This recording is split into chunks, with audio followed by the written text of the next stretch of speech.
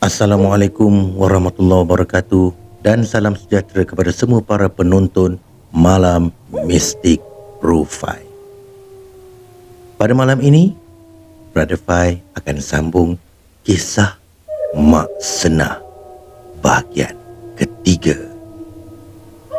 Jika anda sudah bersedia, jom kita layan kisah ini.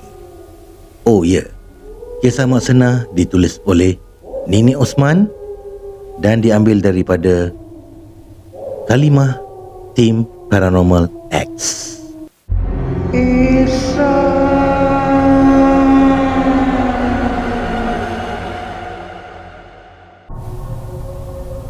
Akhirnya, dia bingkas bangun dan berlari keluar dari rumah. Dia cuba membutakan mata tatkala melintasi ruang tamu. Dia akan ke rumah Tok Ketua pada pagi itu juga. Ketika berada agak jauh dari rumah, Esah berpaling dan melihat Mak Senah sedang terpacak di ambang pintu sambil memandang tepat ke arahnya.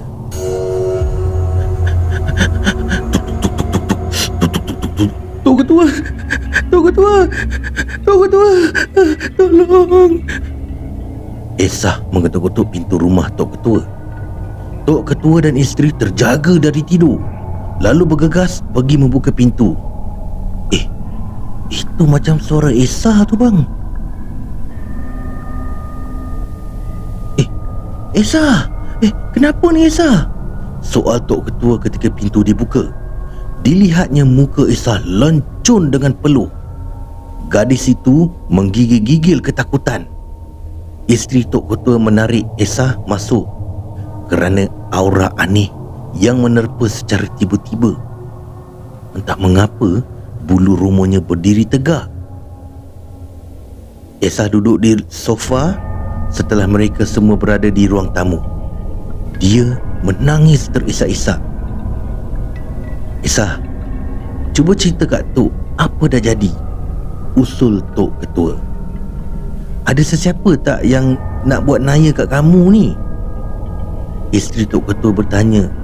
Runsing pula dia melihat Esah yang tidak henti-henti menangis sejak dari tadi. Esah memandang suami isteri itu buat seketika. Mak, katanya. Kenapa dengar arwah mak kamu? Tok Ketua mulai berasa tidak sedap hati. Dia balik, ada dekat rumah. Kata-kata Esah bagaikan halilintar memanah ke bumi. Suami isteri itu terus mempercayai kata-kata Esah kerana jenazah Mak Senah bangkit di hadapan mata mereka sebelum ini. Hah? Arwah balik rumah? Soal Tok Ketua dibalas dengan anggukan kepala Esah. Ya Allah, macam mana ni bang? Isteri Tok Ketua memandang suaminya. Patutlah bulu rumahnya meremang-remang sejak tadi. Jangan-jangan arwah datang kat sini. Sudahlah. Tak apa, biar Esah duduk dulu dekat sini. Siang nanti saya bawa budak-budak kampung pergi rumah Esah. Cadangan Tok Ketua difahami dengan mudah. Esah dibawa ke sebuah bilik kosong oleh isteri Tok Ketua. Gadis berusia 18 tahun ini akan tinggal di situ buat beberapa ketika sehingga masalah ini selesai.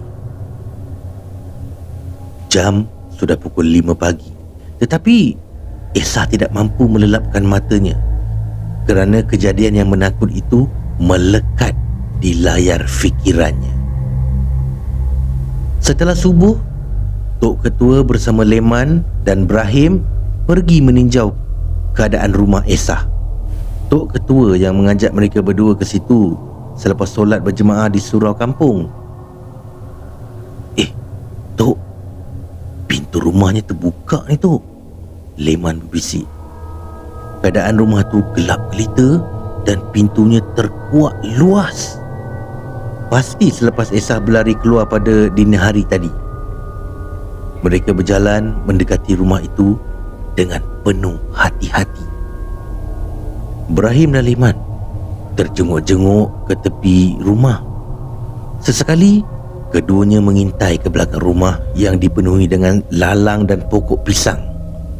"Kita masuk ke dalam," kata Tok Ketua mula mengatur langkah. Leman dan Ibrahim membalas pandangan. Nak cari naas ke Tok Ketua ni?" "Tok, jangan bergurau, Tok." Ibrahim dah mula rasa takut.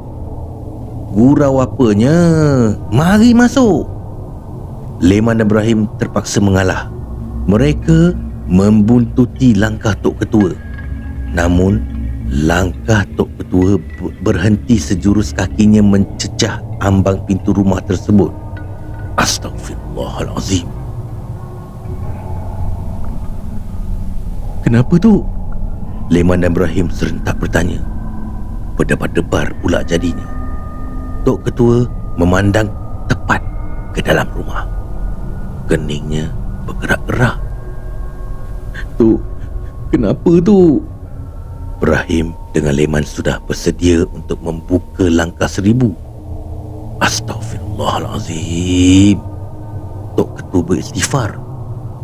Di hadapannya sedang berdiri seorang wanita yang berselubung kain kafan, tertunduk-tunduk aneh.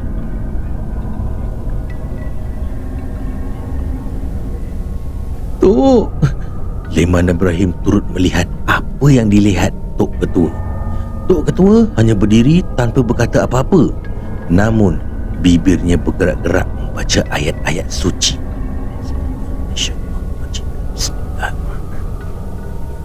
Leman dan Ibrahim sudah mahu terkucil. Apa yang berada dalam rumah di depan mereka ni benar-benar menakutkan.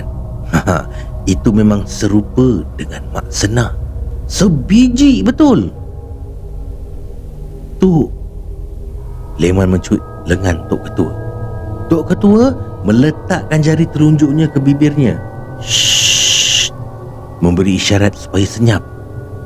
Leman dan Ibrahim automatik mengunci mulutnya.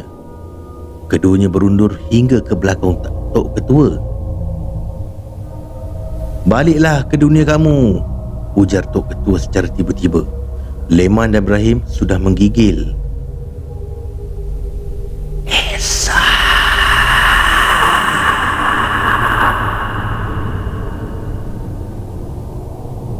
Mak Senah berkata dengan suara antara dengar dengan tidak. "Jangan diganggu si Esa tu. Kamu dah meninggal dunia." Mak Senah senyap aja, tidak berkata apa-apa pun. Hanya terpacak di tengah rumah sambil memandang tepat ke muka Tok Ketua.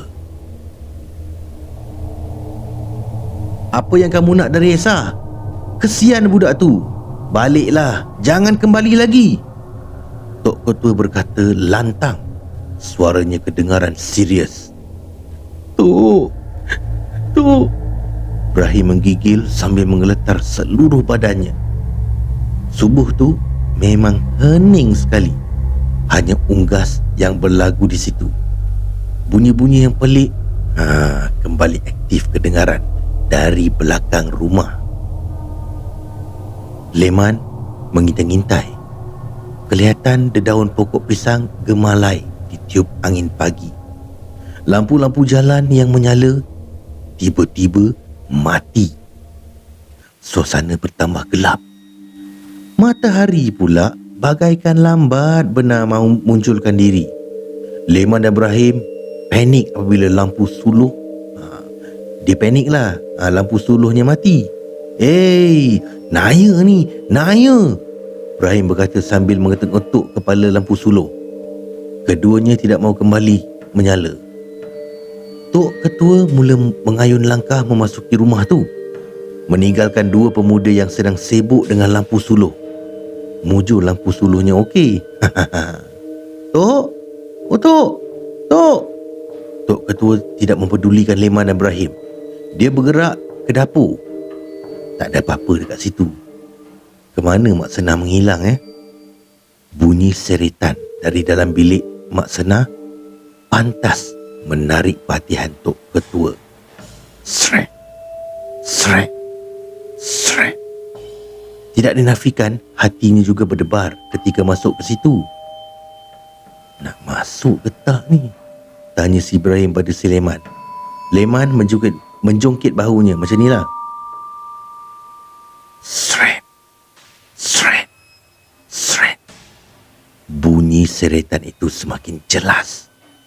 Ia datangnya dari dalam bilik Mak Senah. Tok Ketua beristighfar panjang sebelum menolak daun pintu bilik itu. Astaghfirullahalazim. Tapi tak ada apa-apa kat dalam.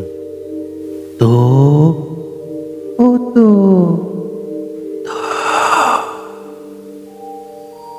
Bisikan yang datang dari belakang pintu bilik membuatkan Tok Ketua tergamam. Dia kehilangan kata-kata apabila melihat cebisan kain putih berlumpur di sebalik pintu. Allahu Akbar, bisik hatiku Tok Ketua. Leman dan Ibrahim menarik nafas lega apabila langit sudah mulai cerah. Akhirnya matahari sudah terpacak di kaki langit. Jelmaan Mak Senah sudah tiada nampaknya. Ia hanya memunculkan diri di kala malam sehingga langit cerah. Tok Ketua beredar keluar dan pergi mendapatkan para pemuda itu. Tok, macam mana Tok?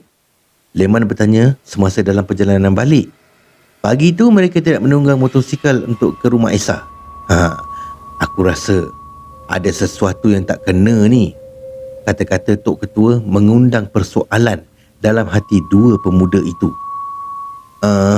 Maksud Tok? Ibrahim menggaru kepala yang tidak gatal. Tok Ketua mempercepatkan langkah diikuti oleh mereka berdua. Di rumah Tok Ketua, Leman, Ibrahim dan isteri Tok Ketua duduk sambil menghadap Esa. Tok Ketua ingin mendapatkan kepastian dari mulut Esa sendiri. Esa, mari sini nak. Tok nak tanya sikit ni. Macam ni Esa, arwah mak kamu ni ada membela apa-apa ke Esa? Tok, dulu memang ada tu. Tapi arwah mak dah lama buang, jawab Esa. Astagfirullahalazim. Tok Ketua mengerut keningnya. Pelik juga kalau ada buang, kenapa ia masih mengganggu Esa? Maknanya yang kita nampak tu hantu raya. Ibrahim terperanjat. Tok Ketua senyap aja. Kepalanya ligat memikirkan sesuatu. Baiklah, malam ni kita duduk rumah Esa. Bawa Esa sekali. Nak tengok dia datang balik ke tidak. Tok Ketua memberi cadangan. Terbeliak mata Leman dengan Ibrahim. Apa? Tapi Tok, kamu tak mau pergi ke? Kalau tak, aku dengan dia orang je pergi malam ni. Leman dan Ibrahim mengangguk perlahan selepas membalas pandangan. Mereka akhirnya bersetuju walaupun tidak rela. Apa-apa yang dikatakan oleh Tok Ketua, mereka tidak berani menolak.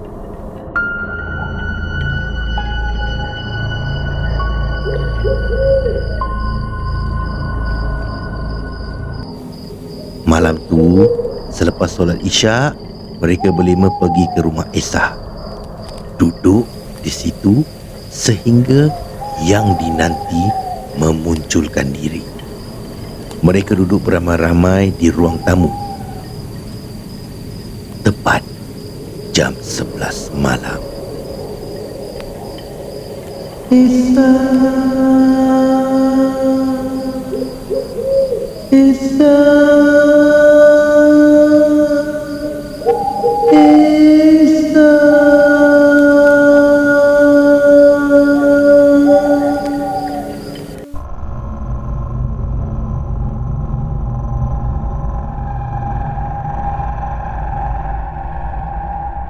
Ya, itulah dia saudara.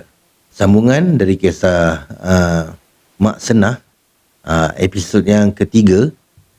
Kita akan sambung lagi kisah ni di hari yang lain.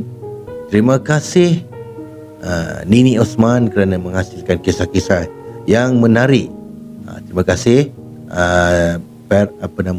terima kasih Halimah Paranormal Team X kerana telah memberi keizinan untuk Brother Fai menjalankan sesi cerita ini daripada episod ke episod.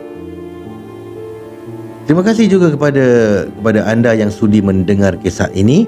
Jangan lupa subscribe, tekan butang loceng, komen dan share kerana subscribe itu gratis.